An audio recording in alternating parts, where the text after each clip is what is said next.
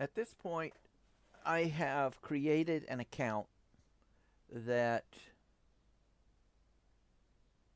has no VIP status. It's totally free to play. All right. And what we're going to do with this is use this to do our character creation because this is what you would start with.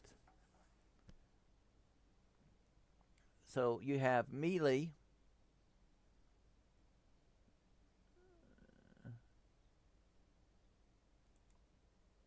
Now your melee is a fighter, a barbarian, two types of paladins, two types of monk.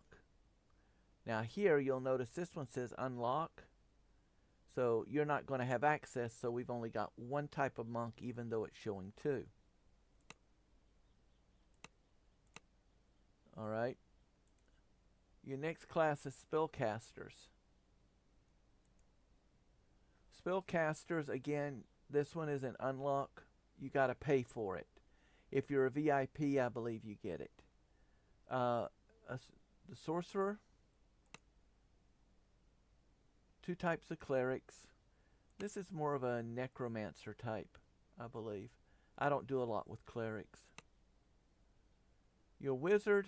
Wizards are a bit complicated. You've got to have spell materials. You've got to get your inks. You've got to get your parchments. And it's not something that you can simply just go up and buy in most cases. Well, some of this stuff is drops that you've got to find.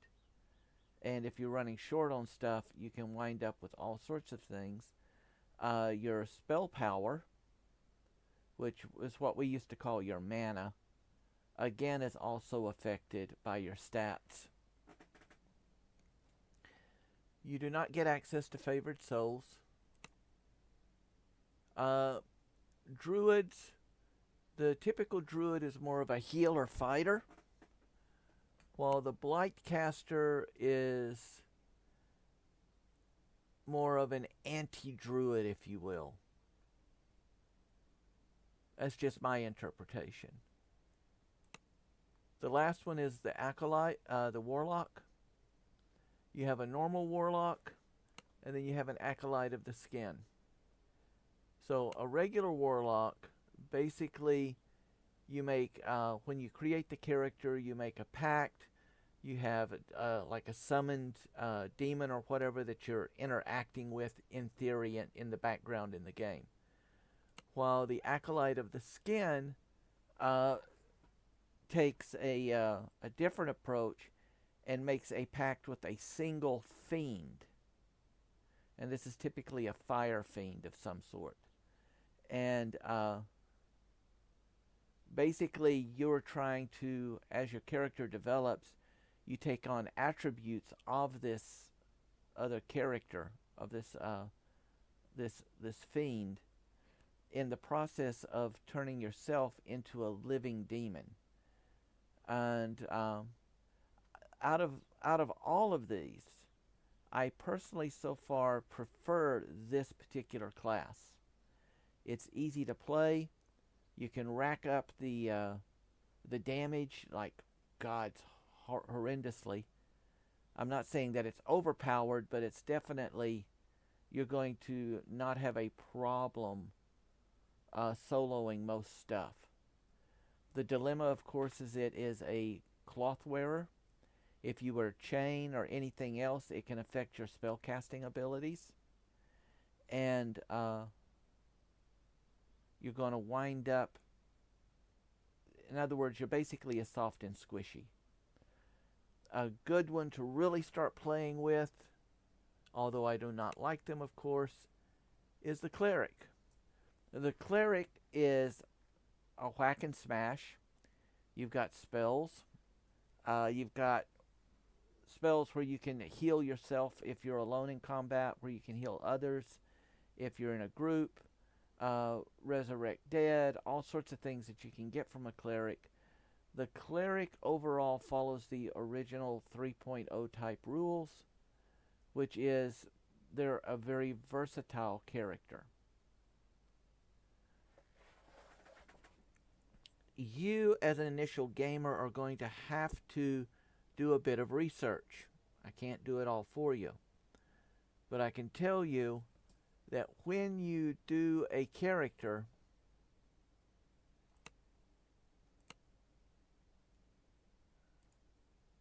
I don't like looking at hairy butts when I'm running around.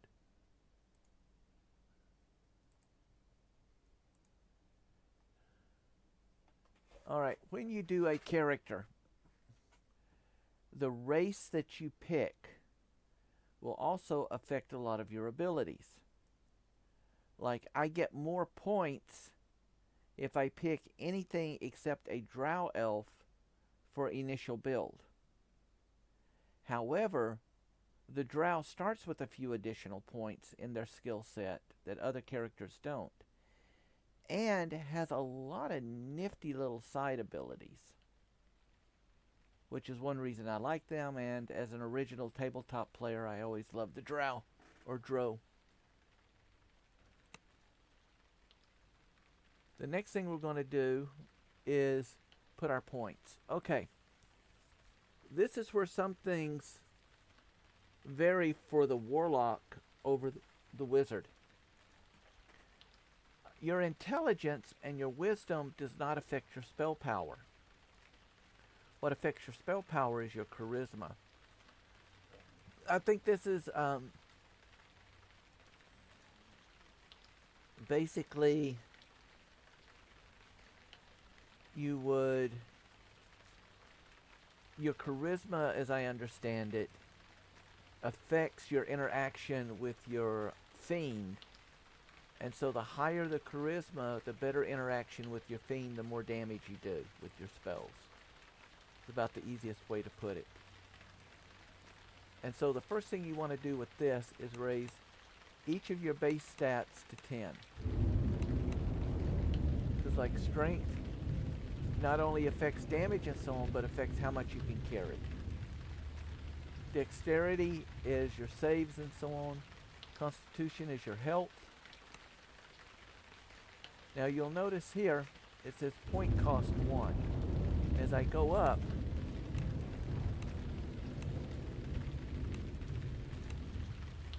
now each point past this is going to cost me 2 points for my point stats.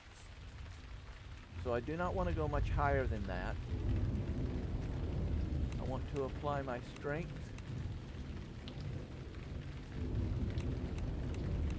I gotta be able to carry. I gotta be able to avoid. Alright. Intelligence and wisdom does play a large part in some of the traps. If your intelligence is not high enough, you cannot open some doors or open some puzzles, things like this.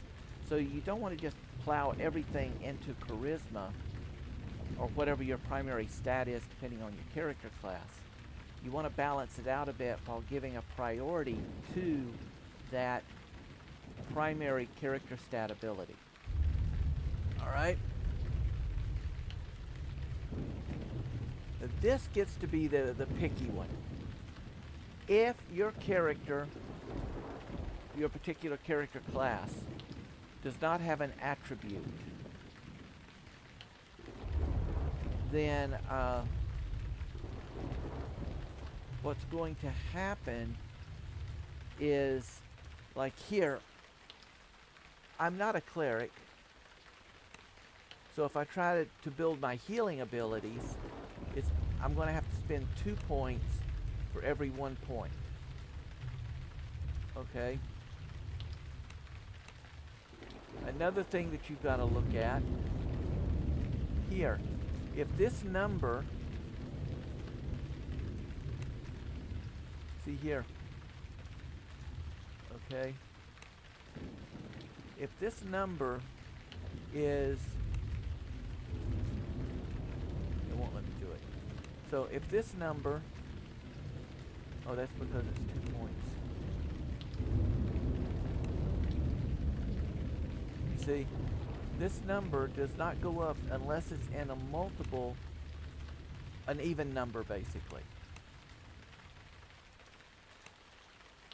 See here? A 10 gives me nothing. An 11 gives me nothing. When I go to a 12, it gives me a +1. When I go to a 14, it gives me a +2. So always try to keep your stats here even numbers as much as possible, because otherwise you may have points spent where it's basically doing nothing for you. You may have to make that option of getting that 1 point there until you do your next level to raise it to the next point as well. You're going each of these characters, the variances are so wide, your build abilities are so great, you're going to have to take and learn on your own a bit. So here, we're going to start with 8 points. And as a warlock, I need my initial points into use magic device, spellcraft, concentration. I do not want to raise my intimidate. Intimidate works in many ways, interacting with NPCs and stuff, but it can also possibly affect. You don't want to be drawing mobs into you. That's the tank's job. Then, see here, if I try to go to a spot, I lose it. Same here. So you've got to make a decision on where you put your stuff and how much you put into it. I've got 2 points left, and I think what I'm going to do on this particular build is I'm going to put it into haggle. Okay. Haggle allows you to negotiate better prices with vendors when buying and selling. It's an automatic. It's a thing in the. It's a passive. Okay.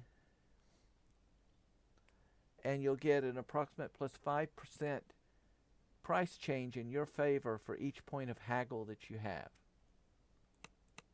So as I'm a starting character, of course, I'm trying to get money to build, to get stuff and so on. So having this is going to allow me to get a little bit more cash flow going at my low levels. Once all my points are spent, a feat, let me see.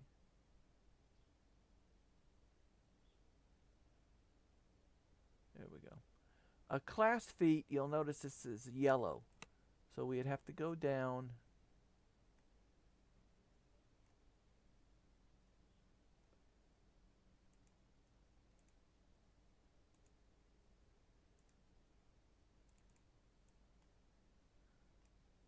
That's right, you gotta drag it over. Your feats, there's a lot of different feats.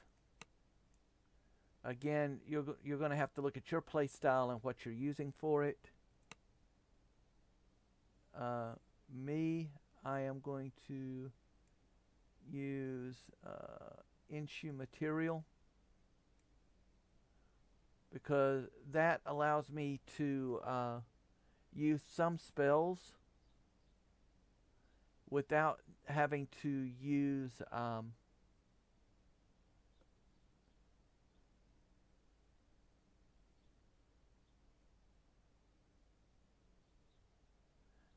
I don't have to use spell components. That's it. However, the dilemma is if I do use this, I consume 2 additional spell or mana points for each spell. And I would rather have that ability than blocking up my very small storage capacity with components initially to begin with. And that's why I picked that one.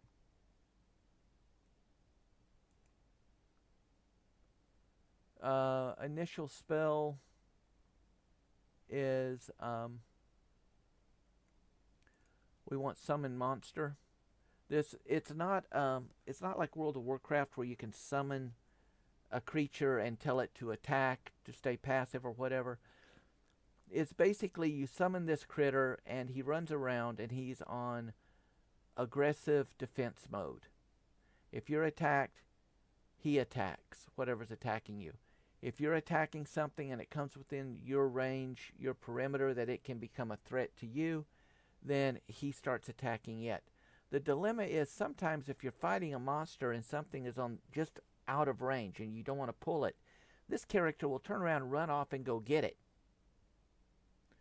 So you got to be real careful how you use your summon monsters because you literally have no control over them.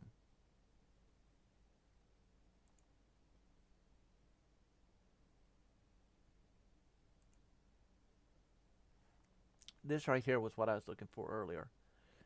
Be sure to apply this to your stature or to your character's class and so on. If I am lawful neutral, I cannot run a warlock with a fiend pact. Okay, so any lawful, any good does not work. So we're going to go chaotic neutral.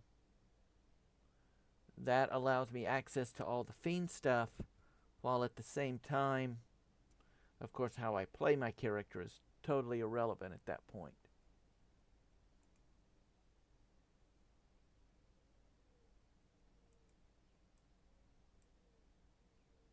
And then I'm just going to leave most of this the way that it is.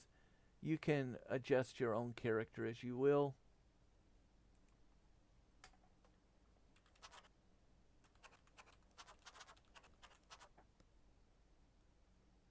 Surnames are not required, but if you want to fill out your character, then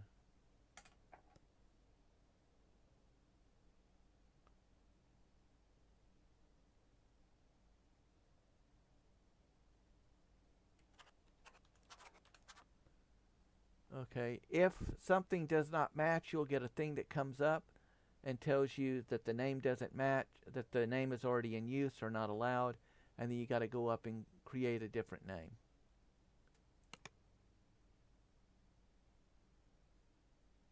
See? Please enter a new first name.